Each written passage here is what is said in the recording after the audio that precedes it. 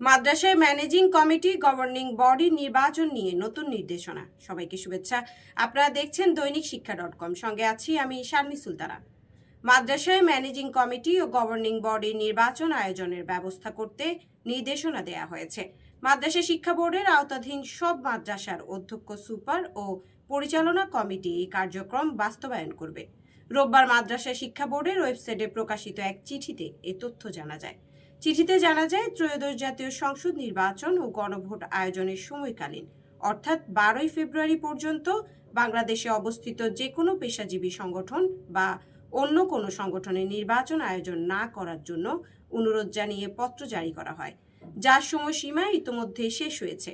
এমন অবস্থায় বাংলাদেশ মাদ্রাসা শিক্ষা বোর্ডের আওতাধীন সব স্তরের মাদ্রাসার অধ্যক্ষ, সুপার ও পরিচালনা কমিটিকে ম্যানেজিং কমিটি ও গভর্নিং বডির নির্বাচন আয়োজনের ব্যবস্থা করতে নির্দেশ করা হয়েছে।